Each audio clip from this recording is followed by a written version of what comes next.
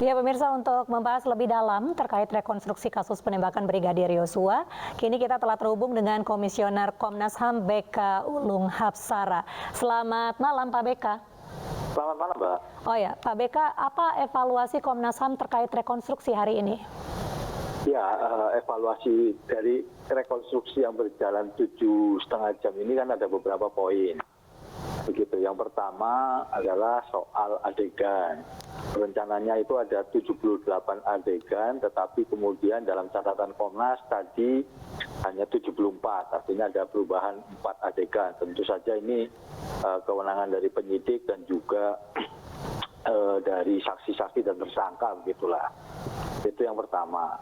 Yang kedua, kemudian dalam proses rekonstruksi tersebut, para pihak diberi kesempatan untuk memberikan klarifikasi, keterangan tambahan terkait adegan-adegan yang menurut mereka belum pas, begitu.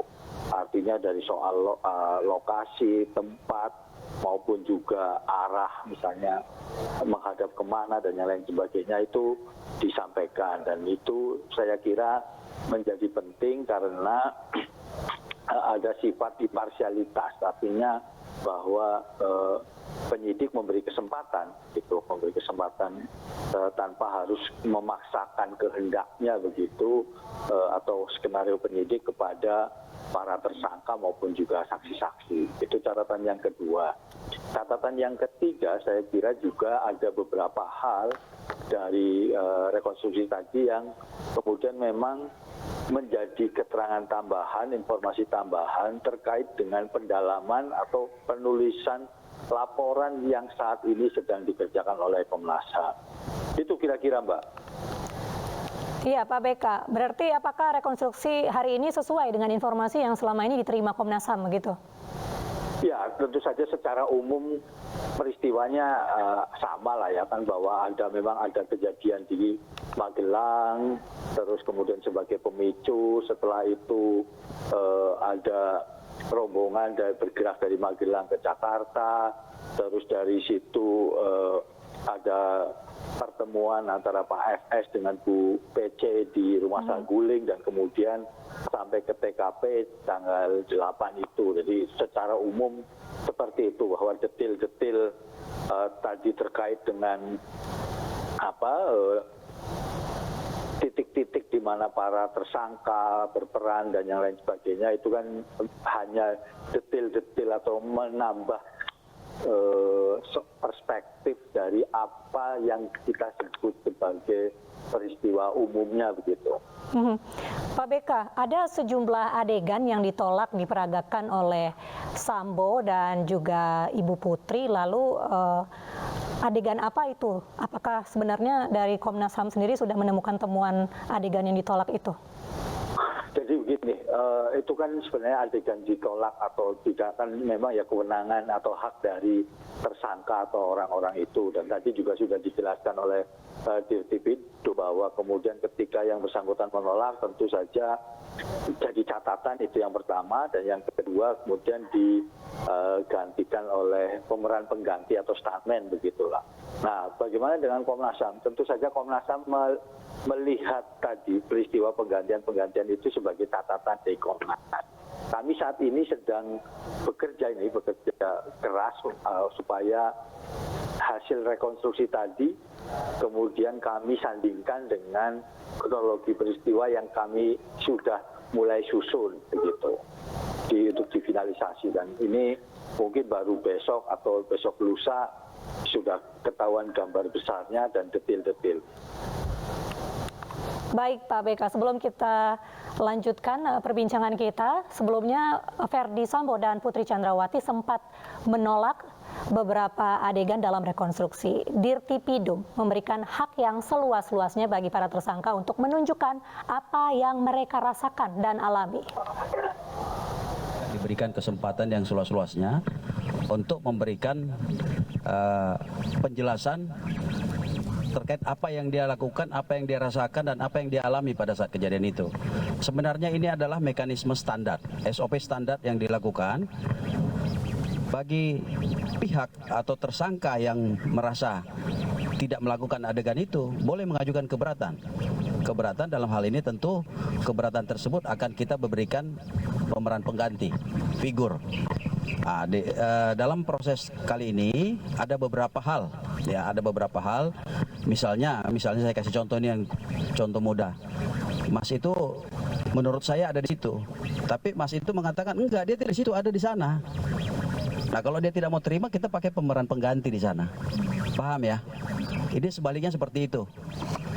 Ini yang tadi dimaksud, kita memberikan kesempatan yang seluas-luasnya bagi semua pihak yang terlibat di dalam proses rekonstruksi ini, khususnya para tersangka.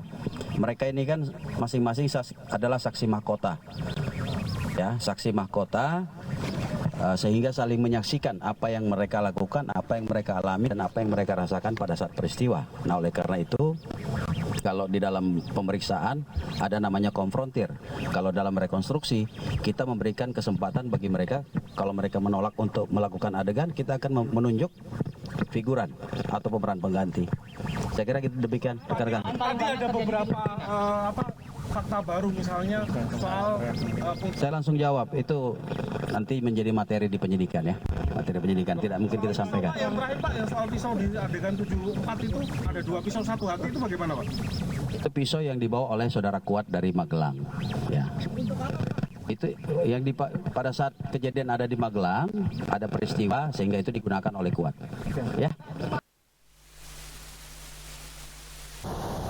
Ya baik Pak BK, jika kita mendengar pernyataan dari Dirtipidum tadi mengenai ketika Sambo ataupun Putri tidak mau melakukan adegan lalu diganti dengan figuran, bagaimana tanggapan dari Pak BK sendiri selaku Komisioner Komnas HAM?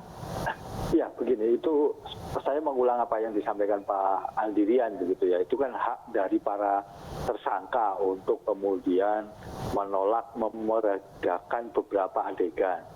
Dan tentu saja ya mari kita buktikan bersama begitu di proses pengadilan.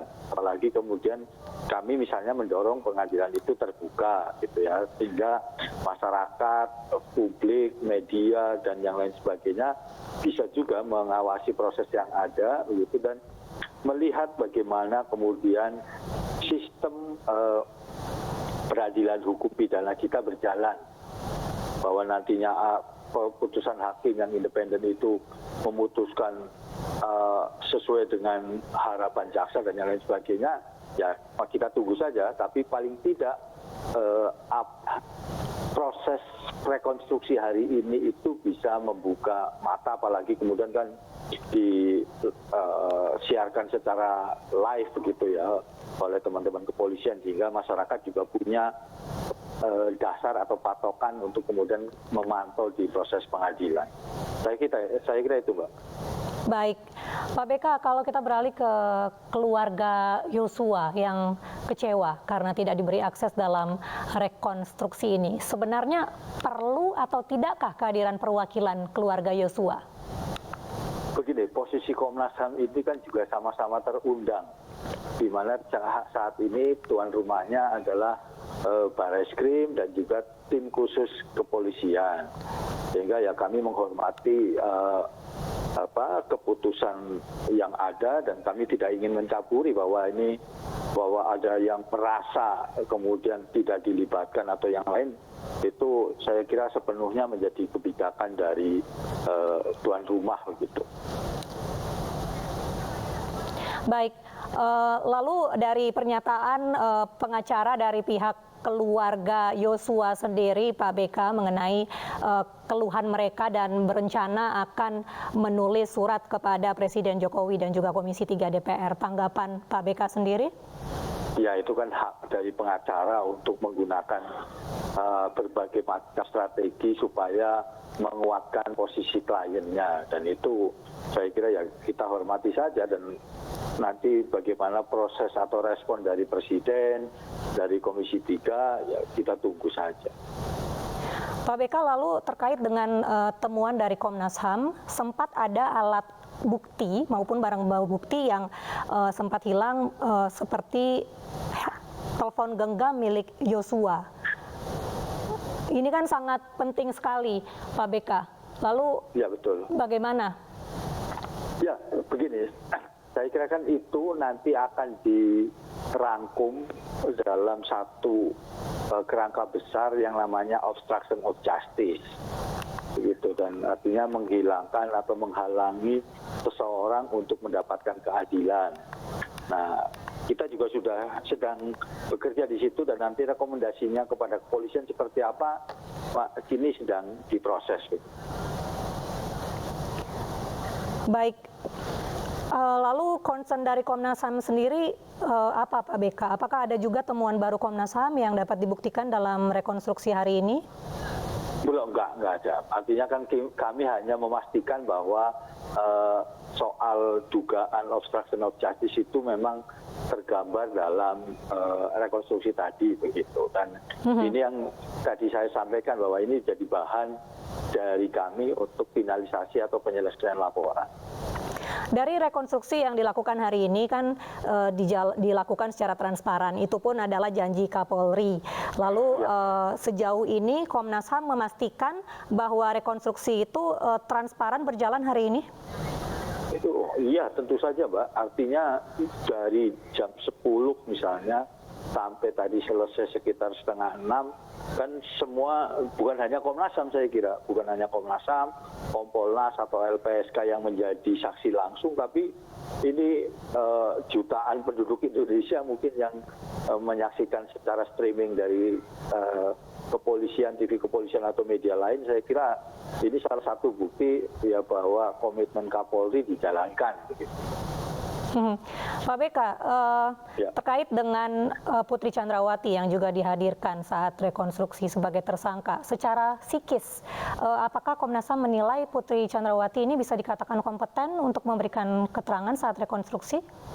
Oh ya, tentu saja dengan terlibatnya Bu Putri dari awal rekonstruksi sampai selesai ini kan kemudian memang membuktikan bahwa yang pertama yang bersangkutan kuat, begitu. Yang kedua lancar, yang ketiga kompeten, bahkan kemudian saya tadi melihat juga ada beberapa adegan yang kemudian didetilkan oleh Bu Putri dengan menyampaikan pendapat, begitu.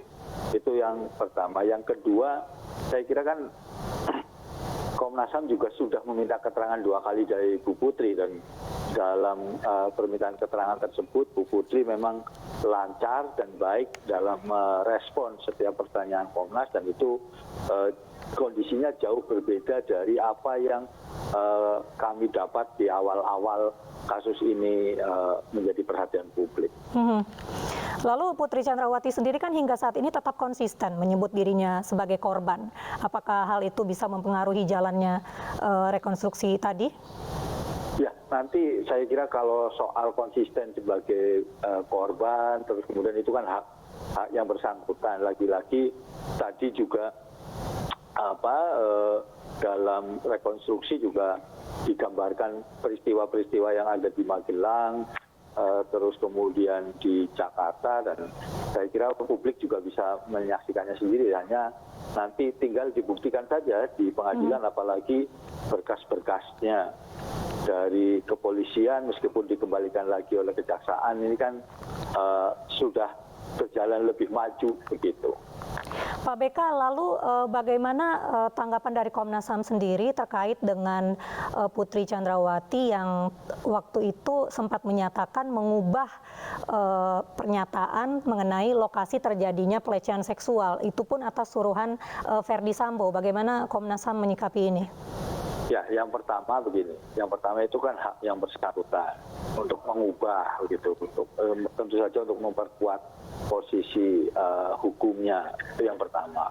Yang kedua kan kemudian juga ada rangkaian peristiwa dan skenario-skenario yang itu tidak hanya bisa dilihat dari seorang Bu Putri saja, tetapi juga harus melihat dari perannya FS sebesar apa, terus kemudian sedominan apa dalam menentukan setiap adegan-adegan atau peristiwa yang terjadi. Dan itu saya kira pada titik itu dengan sudah sampai pada ujung dari penyelidikan kepolisian, kita tinggal nanti menjadi saksi di pengadilan. Gitu. Baik, Pak BK, yang jadi sorotan juga dalam kasus ini tentunya adalah faktor psikologis. Ini kan sempat juga dipertemukan Verdi Sambo dengan Baradae, walaupun Baradae sempat digantikan posisinya dengan figuran. Lalu ini kan antara atasan dan juga bawahan. Lalu bagaimana menjamin keterangan dari Eliezer ini tidak ada intervensi? Saya kira begini, rekonstruksi ini kan didasarkan pada BAP. Dan BAP itu sudah ditandatangani oleh yang bersangkutan dan juga penyidik. Saya kira pada titik itu kan karena sudah ditandatangani, ya sudah ada nanti bahwa mau mencabut atau mengubah BAP, ya diserahkan kepada yang bersangkutan, dan itu juga punya hak begitu. Baik, terima kasih Bapak BK Ulung Hapsara selaku Komisioner Komnas HAM atas informasi yang diberikan dan sudah bergabung dalam Breaking News. Selamat malam.